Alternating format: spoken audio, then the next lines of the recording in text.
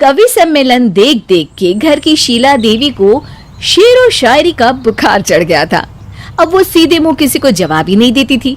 उनके पति और उनका बेटा तो काम करने घर से बाहर चले जाते थे और उनकी शायरी झेलनी पड़ती थी बहू रेणु को।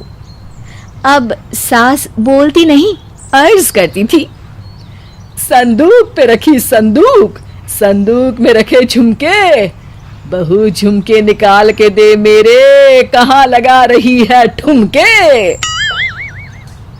माँ जी, झुमके तो आपके निकाल दूंगी मैं, लेकिन आपके दिमाग से ये शायरी का भूत कैसे निकलेगा? छोटे लोग नहीं समझेंगे, शायरी है शौक बड़ा, तू अपने काम से काम रख, मेरे काम में मत टांग अड़ा। शौक अलग बात है, लेकिन हर चीज में अपना शौक डाल देने से जग हंसाई हो सकती है सासू माँ। अरे मैं हूँ एक नंबर कलाकार, कोई ऐसी वैसी बला नहीं, तुम घर के कामों में उलझी, समझोगी मेरी कला नहीं। ठीक है माँ जी, आप नहीं समझती तो कोई बात नहीं, लाओ मैं आपके झुमके ही निकाल कर दे देती हूँ। बहू सास के झुमके निकाल कर देती है और वहां से चली जाती है। शाम को बहू अपने पति से शिकायत करती है, सुनिए जी, आप माँ को कुछ समझाते क्यों नहीं?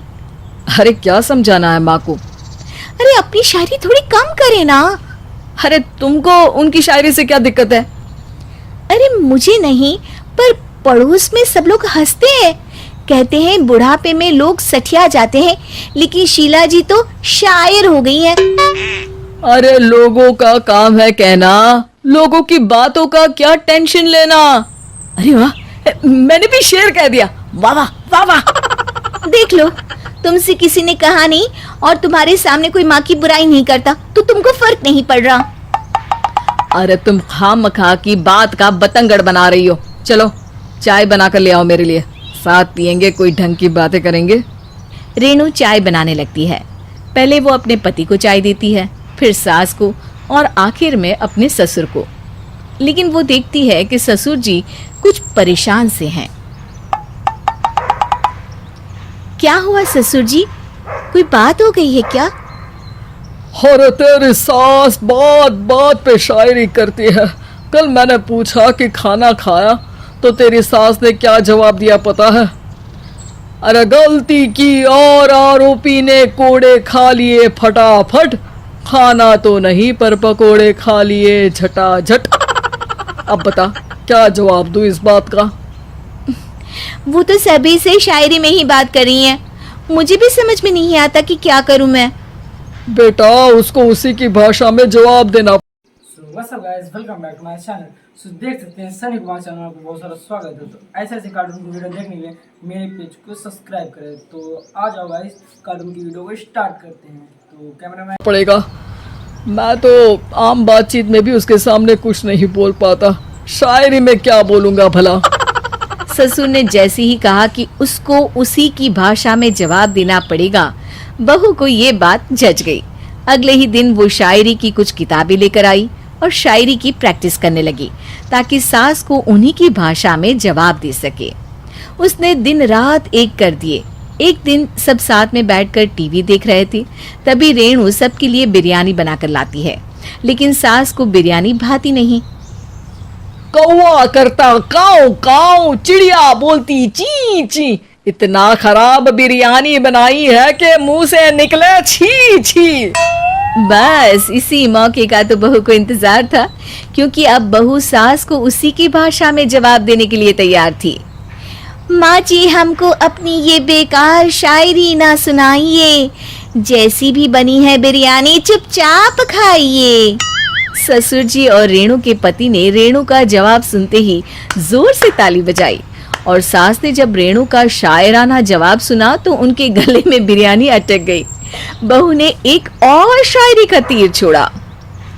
शायरी में बहू के सामने सास हो जाएगी ढेर, क्योंकि सास मारेंगी एक शेर तो बहू मारेगी 1.25 शेर। सास को छोड़ के सब वाह वाह करने लगते हैं। आज पहली बार सास को नहले पे दहला मिला था और रेणु ने सास का मुंह चुप करा दिया था। अगले दिन रेणु का पति उससे कहता है, अरे वाह, तुमने तो माँ की बोलती ही बंद कर दी, मजा आ गया। अब मेरे लिए कुछ बना दो, खाकर मैं काम पर चला जाऊं। शायरी ही है मेरा जीवन, वही करूंगी जी भर के, नौकरानी रख लो कोई, काम नहीं करूंगी मैं घर के। अरे तुम क्या माँ जैसी हरकतें करने लगी, सीधे सीधे बात करो ना। हो गई कल शायरी, रोज थोड़ी ना करोगी। शीशी भरी गुलाब की पत्थर पे फोड़ दो, जो मुझे शायरी से रोके उसके कान मरोड़ दो।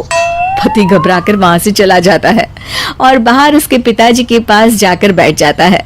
दोनों अपनी बीवियों की शायरी से परेशान है। ससुर को पछतावा होता है कि क्यों उसने बहू को सास की भाषा में ही जवाब देने का आइडिया दिया। अब तो घर में दो शायर हैं। दोनों एक साथ दुखी स्वर में कहते हैं, हम दोनों की ही बीवियां जब से शायर हो गई है, क्या बताएं, जिंदगी एक फटा हुआ टायर हो गई है।